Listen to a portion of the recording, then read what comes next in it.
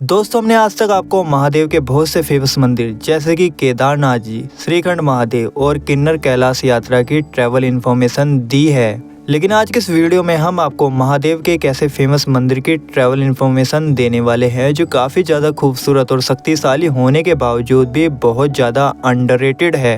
मतलब कि इस जगह का इतना ज़्यादा खूबसूरत और शक्तिशाली होने के बावजूद भी यहाँ पर उस तरीके से भक्त नहीं पहुँच पाते जैसे कि और प्रसिद्ध मंदिरों में। जी हाँ, मैं बात कर रहा हूँ हिमाचल प्रदेश के सिरमौर डिस्ट्रिक्ट में स्थित चूड़धार महादेव के बारे में। दोस्तों, हाल ही में मैं भी अपने दोस्तों के साथ यहाँ पर महादेव के दर्शन करने के लिए पहुँचा था। मुझे जगह इतनी ज़्यादा अच्छी लगी जिसे मैं शब्दों में बयान नहीं कर सकता और मैं चाहता हूँ कि यहाँ पर ज़्यादा से ज़्यादा महादेव के भक्त पहुँचकर इस बेहद ही सुंदर और शक्तिशाली जगह को एक्सप्लोर करें। इसलिए दोस्तों, इस वीडियो में हम आपको चूड़धार महादेव के बारे में संपूर्ण जानकारी देंगे कि यहाँ तक कैसे पहुँचा जाए, यहाँ पहुँचकर ट्रैकिंग कब शुरू करनी है, यहाँ जाने का सही महीना कौन सा है, चूड़धार महादेव में रुकने और खाने पीने की व्यवस्थाएं कैसी होती है और खर्चा कितना लगेगा।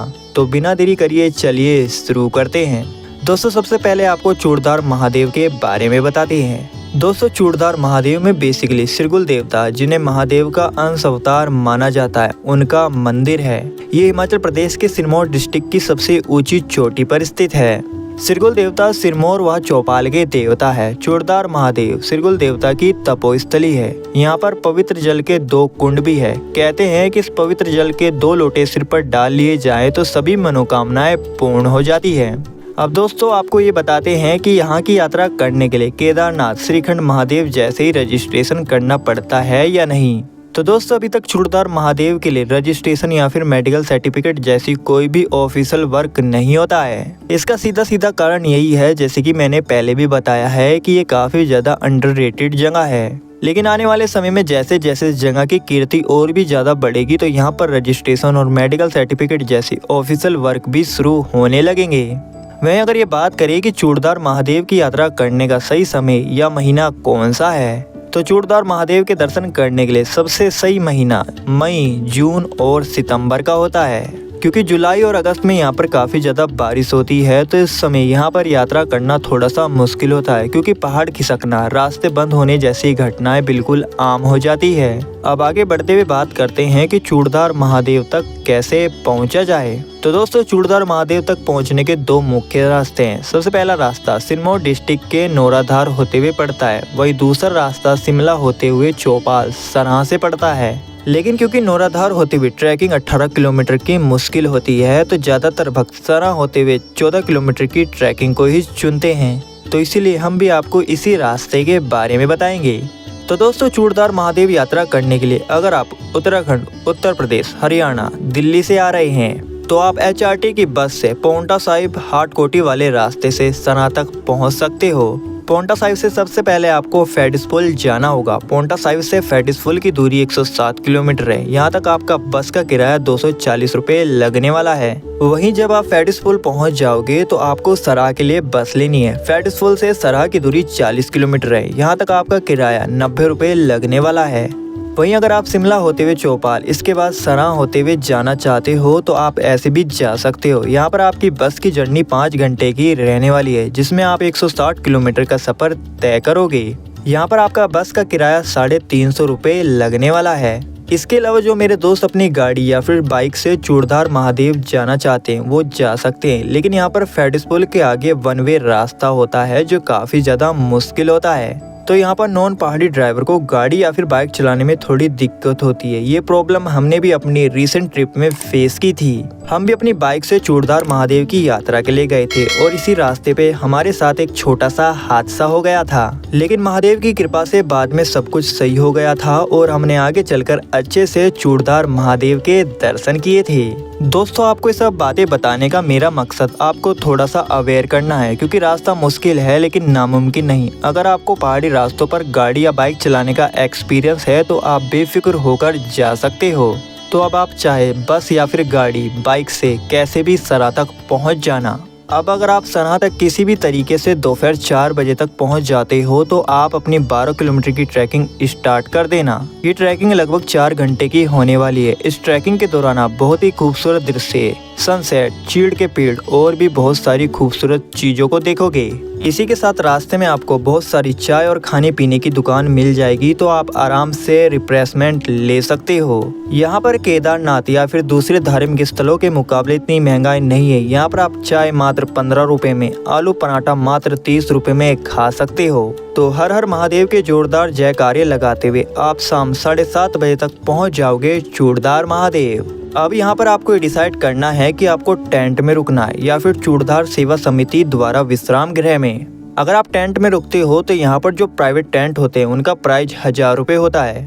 वहीं अगर आप विश्राम गृह में रुकना चाहते हो तो सबसे पहले आपको कंबल या फिर ब्लैंकेट की लाइन में लगना होगा। यहाँ पर कंबल के लिए आपको 50 रुपये फीस, वहीं पर 100 रुपये डिपॉजिट के देने होंगे। 100 रुपये आपको सुबह कंबल रिटर्न करने के दौरान वापस मिल जाते हैं। अब अगर आपको कंबल या ब्लैंकेट मिल गई है तो आप यहाँ पर बनाए गए किसी भी हॉल में आराम कर सकते हैं। इसके बाद आप नीचे जाकर भंडारा गृह में जाकर भंडारा भी ग्रहण कर लेना। अब अगली सुबह आप सबसे पहले मुंह हाथ धोकर तैयार होकर पहुंच जाना श्रीगुल देवता के मंदिर। मंदिर प्रांगण में ही बहुत सारी प्रसाद की दुकान है, तो आप यहां पर अपनी इच्छा अनुसार प्रसाद खरीद सकते हो मंदिर में चढ़ाने के लिए। इसके बाद आप सभी भक्तों के साथ लाइन में लग जाना। लाइन में लगते हुए आप श्रीगुल देवता के कुंड से 2 लोटों से पवित्र स्नान कर लेना। दोस्तों, ये स्नान काफी ज्यादा पवित्र होता है और ऐसा माना जाता है कि इसे करने से सभी मनोकामनाएं पूर्ण हो जाती है।